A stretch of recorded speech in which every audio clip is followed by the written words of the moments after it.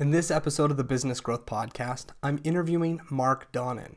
Now, if you've ever wanted to know how to package up your business and sell it, or if you wanted to know how to bring new brands to market, this is the interview for you to listen to. Now, the reason why is Mark operates his business and everything that he does by a system, and he's sharing those systems during this interview.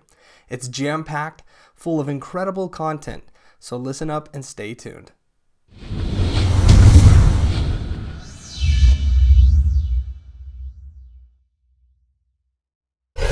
I'm really thrilled that we got together today to be able to talk.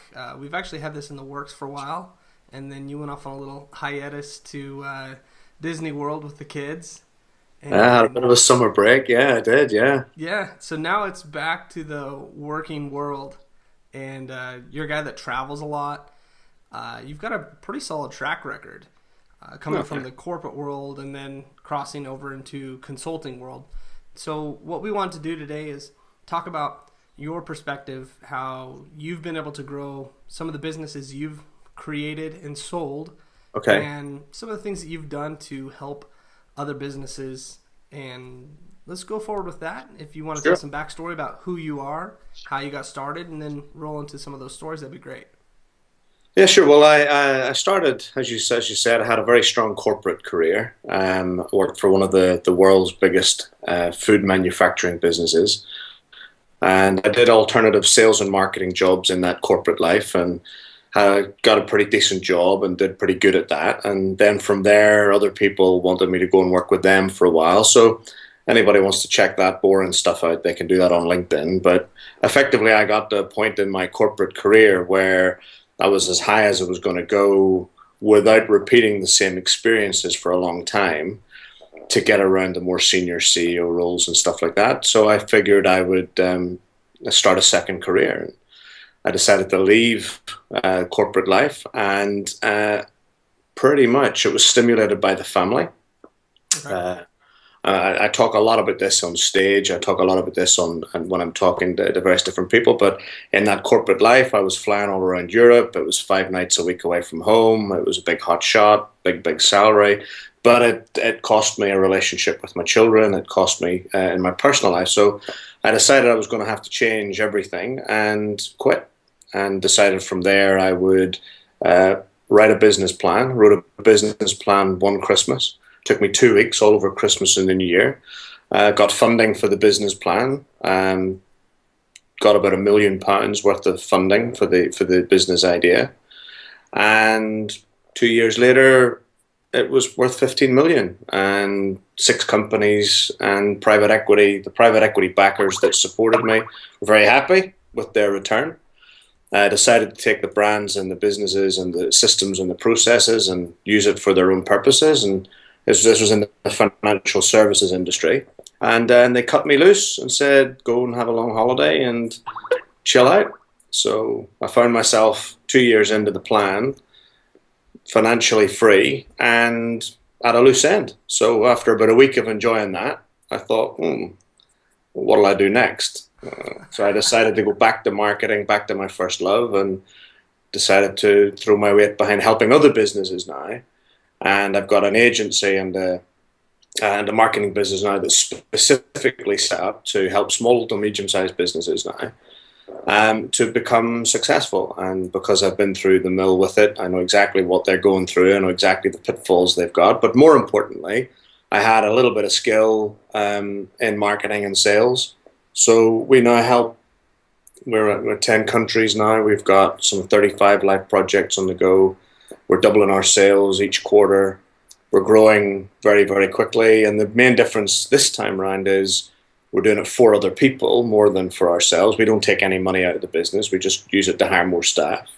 So in 2 years, 2.5 years, I've probably taken less than £5,000 out of the business. And we just hire more staff, hire more staff, hire more staff. We want to grow as big as we possibly can, and we're on a super journey with it. Okay. So help me with this. You're helping out local businesses or smaller, medium-sized businesses? Well, we have a range. We had to end up segmenting the focus. Our main focus, the volume of our business, is in working with companies for about 6 months to a year. Okay. And they'd be businesses typically from sometimes, in some instances, startups, but typically they'd be under $1 million to about $5 million maximum. There are a couple of exceptions. We work for Mars Confectionery still. We've got a couple of other big corporates, which would be our anchor tenants, if you like, who we do ongoing campaign and marketing activity work for. But the predominant focus of my work is to speak to businesses wherever I can. That's why I travel a lot. We go from city to city, and I do a lot of touring to recruit businesses to first of all, the concept that they can change their business. Because a lot of businesses don't believe they can, and then we select from the people that are passionate about changing their companies. We select some to work with. What are the most common problems that those businesses have?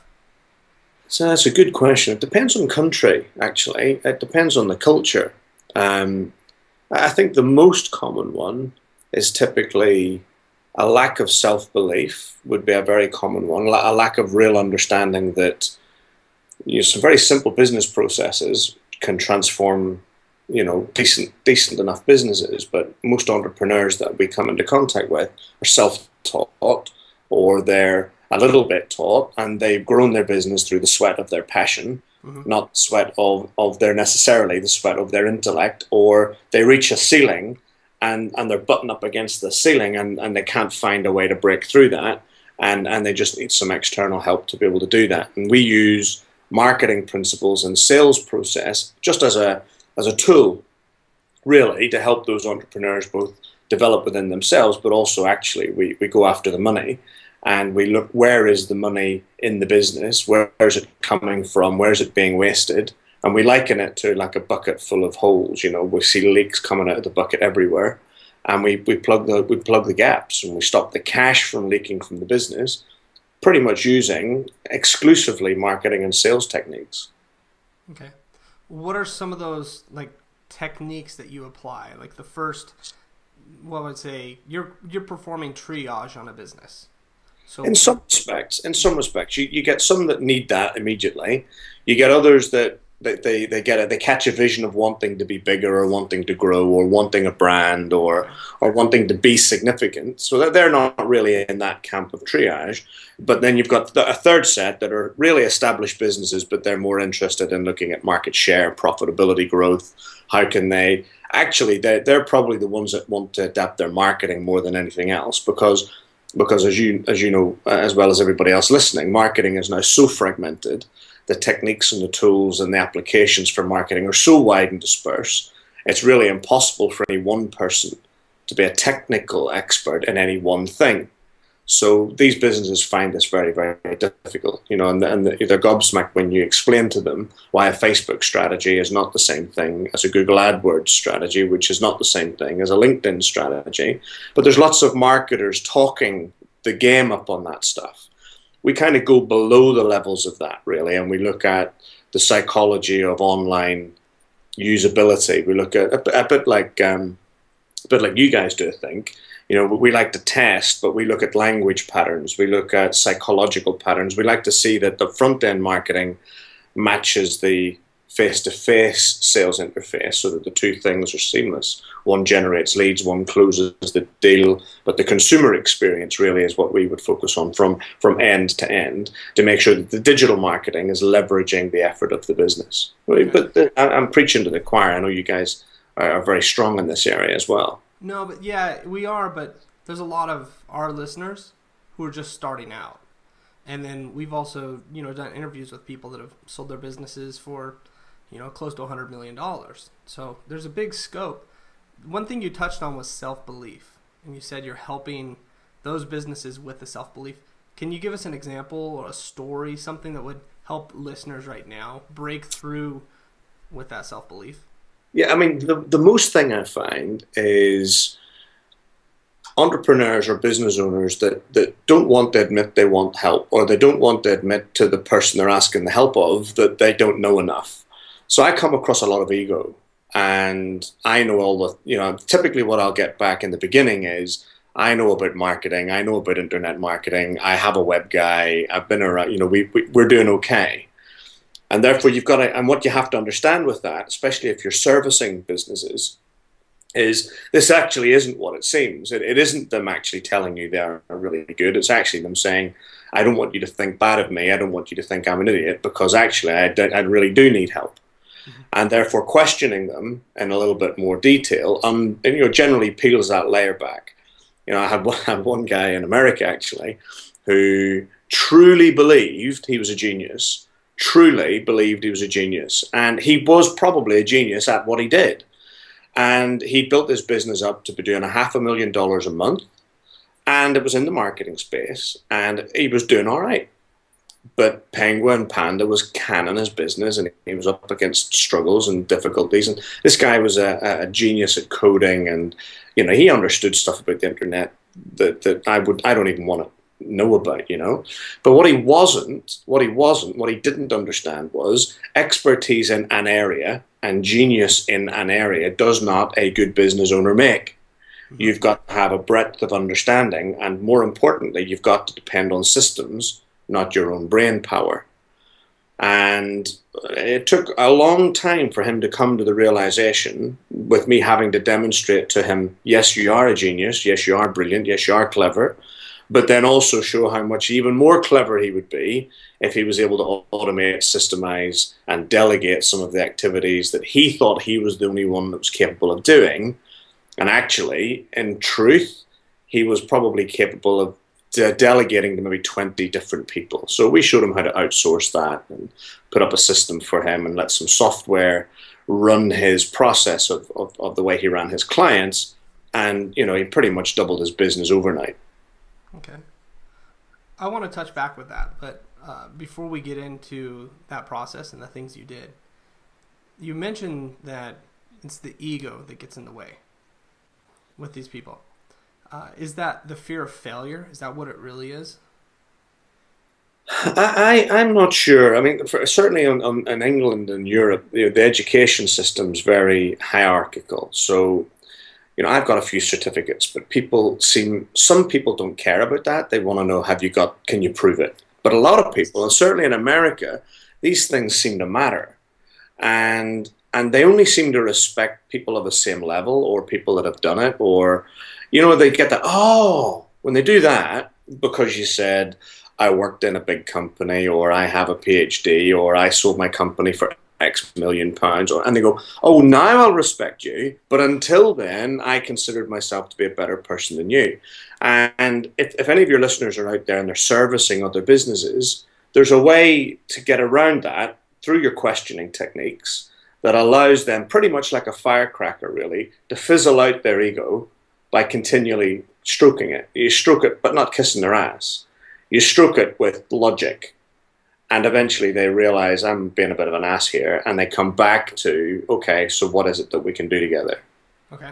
So the way to get around this, ask your open questions, but also demonstrate your intellect, your intellect as the opposing partner. Demonstrate that through, as you're asking me to do, stories, proof, social proof if it's possible, but more importantly, actual numbers. What have you actually achieved? Okay. You mentioned the importance of systems, and to be able to grow a business exponentially, rapidly, and to actually be able to sell a business, you have to have systems. You do. Let's talk about that, because if I come from, it was a real estate, it was kind of like a REIT earlier on in my early 20s, and I had a partner, and one of the things I was lucky with is he was an investment banker from Manhattan. And he understood the importance of setting up the company so that when you sell it, that's where you really make your money. You're not really making your money during the day-to-day process. Absolutely right. Absolutely. So that's the actual system to it. So let's dive into that. If you can share some of the things that you do to help out to grow businesses through systems. Absolutely. The first system you need actually might not sound normal, but you need a brand system.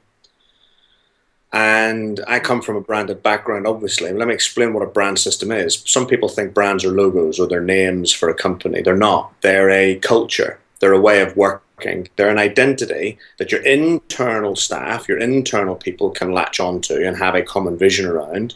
And it's a culture of behavior, customer excellence, customer focus, lifting the phone within 3 rings, making sure that you get back to every complaint. It's a culture. So branded culture is something it's very important for them to have to hook onto.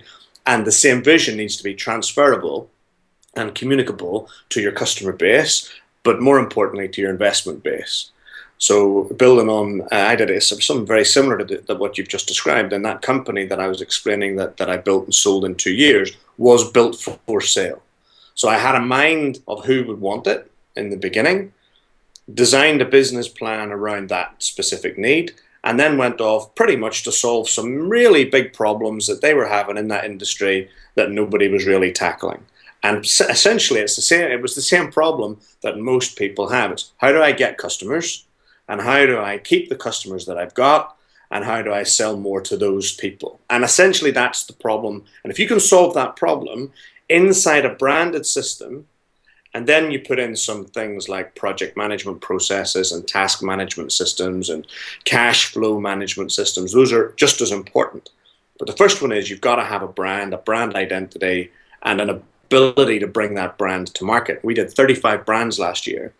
Some brand new, some startups, some rejuvenations, but you've got to have, and it's a huge piece of work if you get it wrong. It's not so big, it's not such a big job if you're only starting out, because you can design it however which way you want it. Mm-hmm. So that brand system is the most important thing, because your product, they'll just source anyway if you're manufacturing. Your service, we're going to trade time for service anyway, so there's no differentiation there. Where money comes from an investor is in their perception of what that brand will do for their business. Therefore, branding is where the cash is. Branding is where the money is. And brand, if you've got 2 businesses side by side, one's got a pretty rubbish brand / reputation, has a very strong brand reputation, even if it's only a small brand, like a one-man band, he's going to get a multiple on his cash because it's got some value.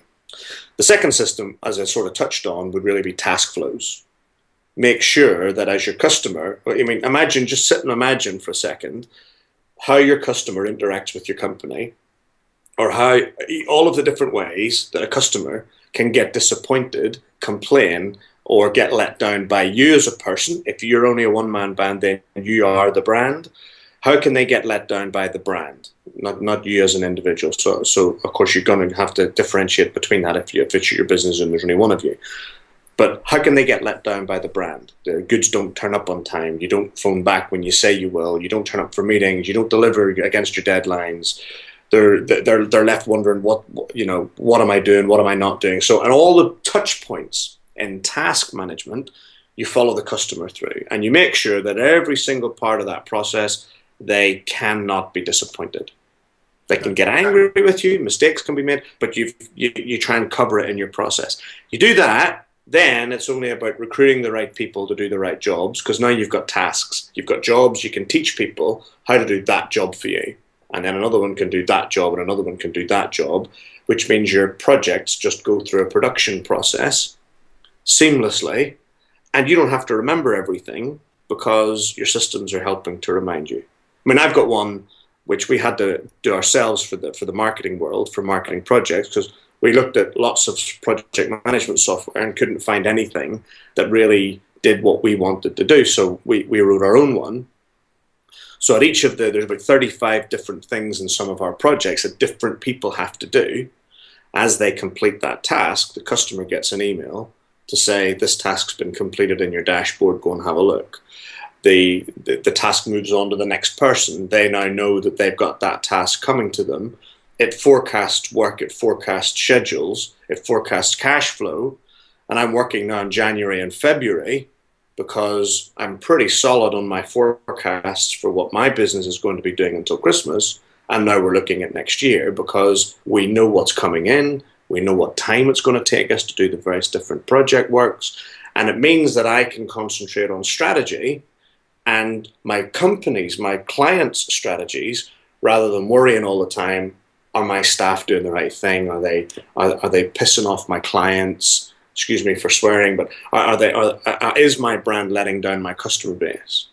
And of course, then you have regular meetings with your staff to check in that they are running it right. So you mentioned the word strategy. And obviously being strategic is the way that you're thinking. You're Yeah. thinking very long term. How do you get that mindset? What did you do to get that? Because that honestly is one of the bigger ahas that a business owner can grab. That's a very good question, Spencer. I don't know how I got it. I just had an ability from a very young age.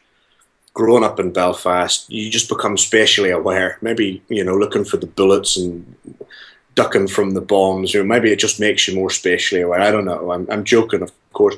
Although that's a different story for a different day. I did grow up in that war zone. But I just grew up being very aware of my surroundings. Peripheral vision is something that you have to have when you come from Belfast. That's not a joke. And therefore, because you've got that spatial awareness and the ability to talk your way out of trouble, I guess, as a kid, marketing and sales generally tended to be a pretty good fit for those early skills. Yeah. How did I think strategically? Well, how did I get that? I don't know. A lot of education. I've got a master's degree. I did a lot of time in school. I'm not a big, we talked about one of my friends earlier on, and whilst I love what they've done, I'm the absolute opposite. I went to school and studied real hard to get, I loved those pieces of paper at that time of my life. But it's not the only way you get an education. But you've got to fail, you've got to struggle, you've got to succeed. You've got to have the right mixture of success, winning, euphoria, and failure in order to know what not to do next time. Okay, so how do you view failure? I don't like it, I have to say. I mean, there's two types, isn't there? There's managed risk. Uh-huh. So if you're doing a campaign, or if any of your listeners are thinking about sort of launching a product or something like that, they want the managed risk of that. So testing a lot with digital marketing. I love that. It's cheap. $10 here, $50 there. If it doesn't work, well, hey, so what? It didn't work. And with digital, you get the instant feedback, so you know whether or not you're a genius or not a genius. And it's just the Thomas Edison light bulb process. You fail 50 times to find the one thing that's great, and then everybody only remembers you for the one thing that's great. A lot of people now, they look at me when I tell them I was part of the launch team that brought Haagen-Dazs ice cream from America to the UK, and also Tropicana, which are huge brands now. Uh-huh.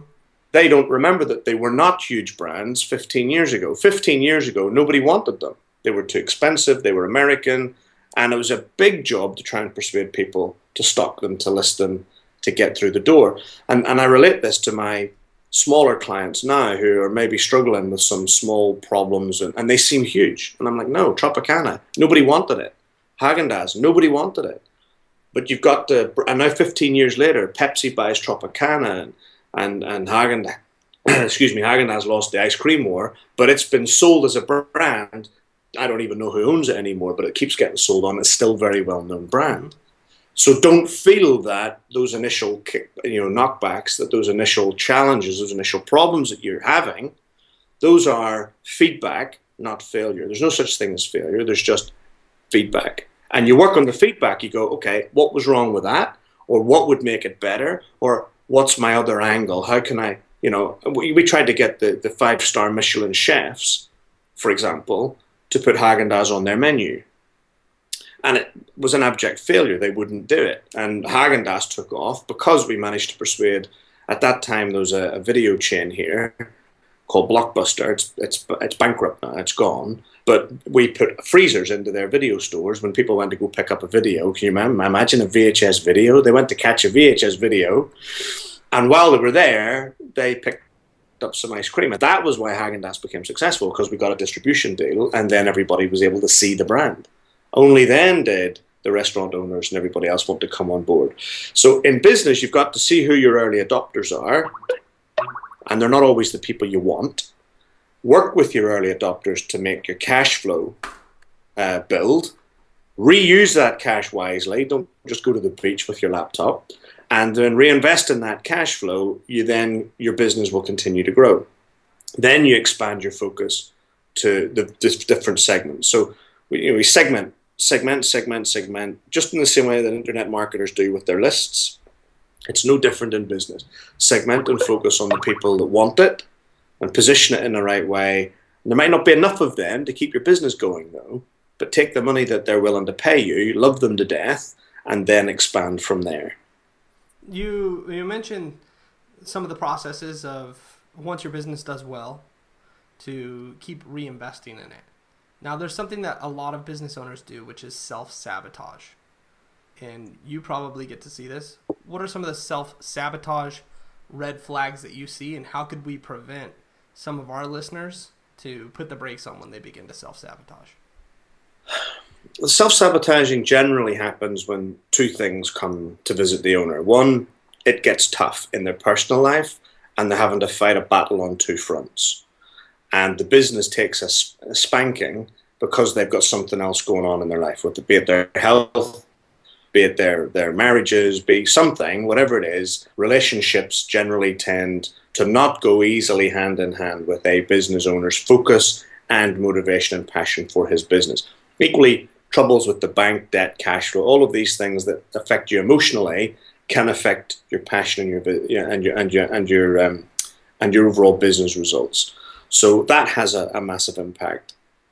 And then I guess another one is that if they're growing too quickly, they generally start to get complacent.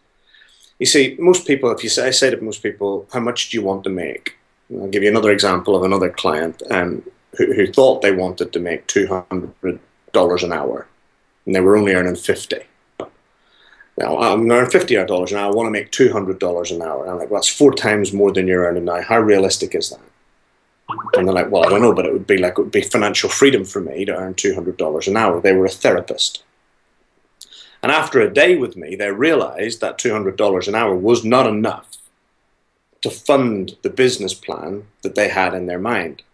That actually they needed $1 million a year in turnover to fund what they wanted to try and achieve. And that broke them free from this. They can only see one step ahead. So when a business owner or an entrepreneur knows they want freedom, knows they want a business that's saleable, they know they want to achieve something, they haven't really defined it properly within their mind. They just know that that next bit that they're working on is stopping them. So they only focus on that bit. So what I do with them is I try and get them to focus on the step 5 ahead. And by working on step 5 ahead, they end up breaking through that one that they weren't able to break through. Ooh, that's interesting. Okay. They end up with a different set of problems, but they're problems of growth, not problems. You're acclimating them to something larger. Yes, you have to. You have to. I mean, imagine, the business plan, the company, the brand has to have a personality, which means imagine it's sitting beside you in a chair. It's actually a physical entity that's sitting beside you. It's got an opinion.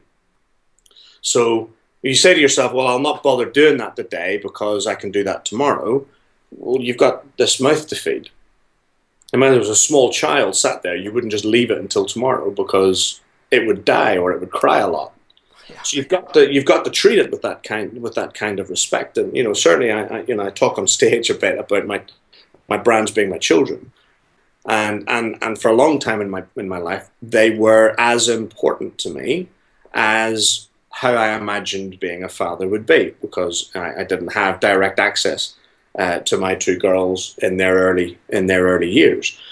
Of course, now it's got nothing like that. Being a real father with real children is nothing like a business. But that attitude towards your business of saying, I love it to the point where I'll sacrifice for it and I will treat it with the respect that I want to bring it up, means you think about its equivalent of going to school, its equivalent of university, its equivalent of feeding and clothing. You got to think about your business in that way.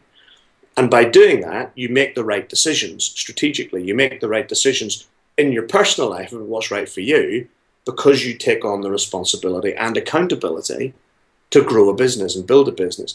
And you were right on what you said, your partner before. That bit is the income, it's the lifestyle, or it's the job. That bit of it is the job. The power comes in its ability of somebody else wanting to have it. The power comes in either a mass explosion in your marketing, or somebody else coming along and saying, I want that. I'll take it off your hands for a lot of money, or I'll take it off your hands for an acceptable amount of money. So I've built a lot of companies, and I've sold a lot of companies, and I've bought a lot of companies.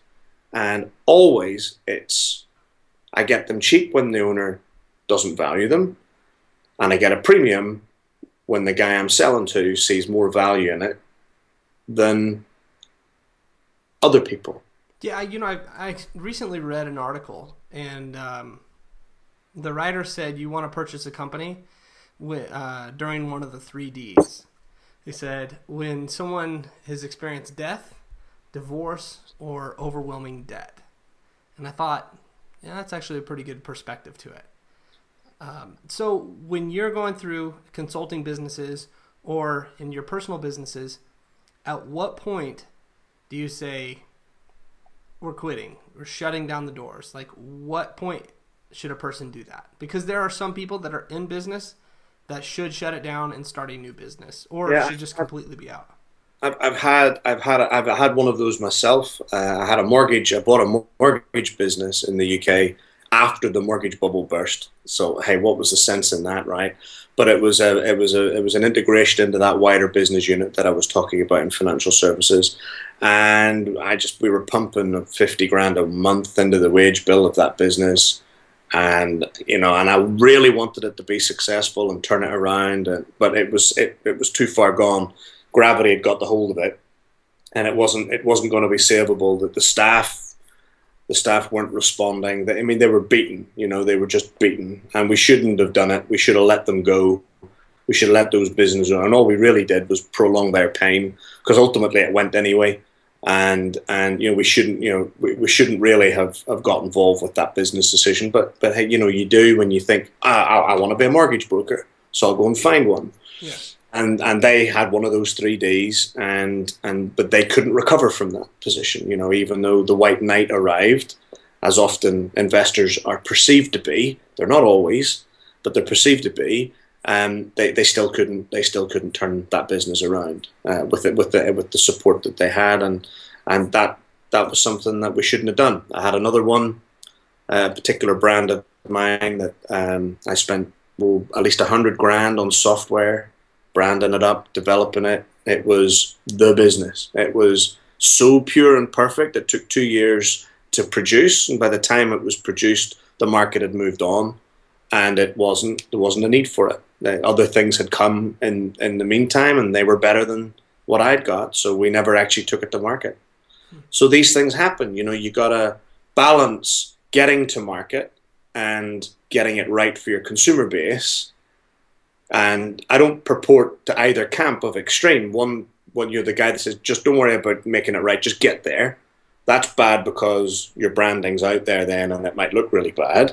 But equally, I spent 2 years and a lot of money, and then ultimately didn't get a return on that investment because I waited too long. And some other bright idea, some other bright spark came in with a better version of the same idea, because there's always someone out there who's better than you are, or has got the capability to be better than you.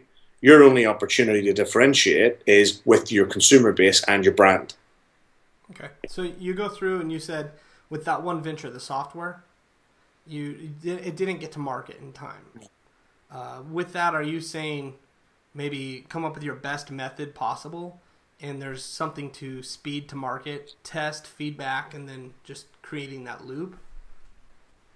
Well, there is. That particular one it'll get a new breath of life now that mobile and now that devices are moving and there's apps, and as the technology shifts, there's an opportunity for that idea to come back again, because there's never any such there's no such thing as a brand new idea. So it'll get another lease of life maybe in a couple of years' time, where I can bring that ahead of the guys who got ahead of me. But it was desktop software, and no one uses desktops anymore. So it's like there's no point, It was one of the prequels to apps for managing money and finances, obviously coming out of the financial services industry, and it was also a lead generator. And it was one of the best ideas I've never done. It was so expensive, and it sat there as a big white elephant. And interestingly, a lot of talented guys. I got a lot of feedback, and they're all, go free, make it free, go now, make it free. And no, it's going to be $69, and it's going to be, you're going to have to buy it. boom, it should have gone freemium, look at Facebook. Yeah. But, we've all got great ideas that we never do, You but know very what's few worse like though? talk about them.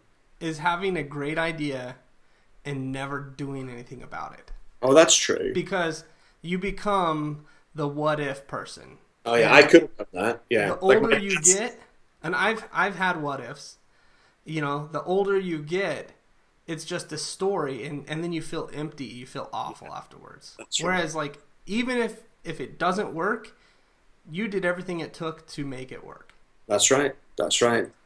So I definitely agree. I mean that, but then it's having the resilience. I think, building on your point, it's also having the resilience to know that when you're getting beaten back, and let's face it, most of us get beaten back all the time. Even with my businesses, we get beaten back all the time.